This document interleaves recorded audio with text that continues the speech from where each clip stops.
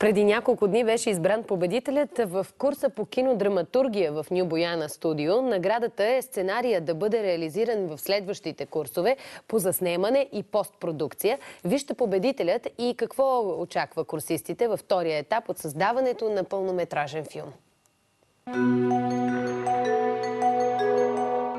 Курсът по кинодраматургия във филмовото училище на Ню Бояна студио завърши.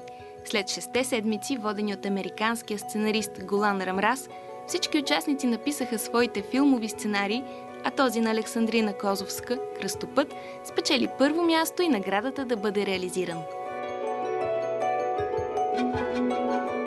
Става въпрос за млада момиче на име Кейт, което, грижайки се за собствената си майка, която е болна от рак, открива себе си, открива собствените си мечти, желания, открива и любовта на живота си.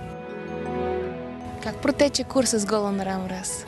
4 седмици в общи линии той ни учеше какво да правим, учеше ни на правила, независимо, че това е изкуство. Има си някои правила, които трябва да се спазват, за да си добър сценарист.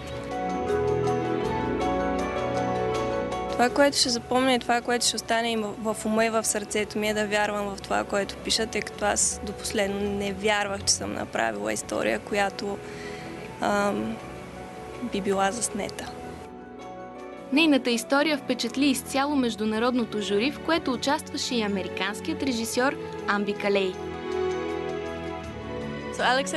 Александрина е написала чудесен сценарий за връзката между майка и дъщеря. За израстването включила е много универсални теми. Има и смърт, загуба на любим човек, също и алкохолизмът е важна свързваща част в историята. Захванала се с тежки теми, но ги е преплела с комедия. Така че това не е поредната драма. Амби Калей е известна с късометражните си филми като Прослушването, Switchboard и Fetch. Минала е през всички етапи от създаването на филм, но кой не й харесва? Маркетингът ми харесва най-малко от всичко, но той не е част от снимачния процес, така че за мен като режисьор са важни и любими всички етапи. До 22 май в киностудиото продължава курсът по създаване на филм.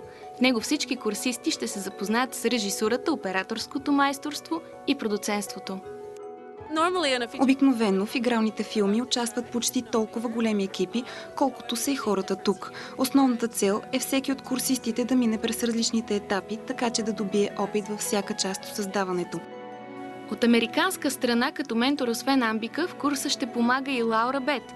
Тя преподава операторско майсторство във филмовото училище на Лос-Анджелис, а вече и в Ню Бояна студио. Най-важните неща, на които искам да науча хората тук, са две. Първо, че това е екипна работа, че всеки на снимачната площадка е важен. И второто е да знаят, че този процес изисква много работа. Тя не е само креативна, художествена или актьорска, а има и логистична и техническа част. До края на курса участниците ще завършат лентата по сценария на Александрина. Освен общата, всеки от тях търси и своята лична цел в курса. В момента завършвам и съвременни танцови техники в Академията в Пловдив. Много често в моята работа се случва да трябва да правим подобни неща, така че мисля, че основите, които мога да взема тук, ще ми бъдат полезни за напред в моята работа. Уча в Стокхолм в момента Interactive Media Design, в смисъл правя на вебсайтове, апликейшн и такива неща. Преди това съм учила в Англия, Communication and Media, и в момента съм тук. Другия месец трябва да завърша в Стокхолм, но в момента съм тук, за да карам курса в Ню Бояна. Как би ти помогнал този курс за това? Определено ще стои добре в CV-то ми и въобще е смисъл да разказвам какво съм преживяла и за мен самата. В смисъл ще бъде много интересно, наистина. Пожелаваме успех на всички курсисти в това ново приключение. А как ще продължи?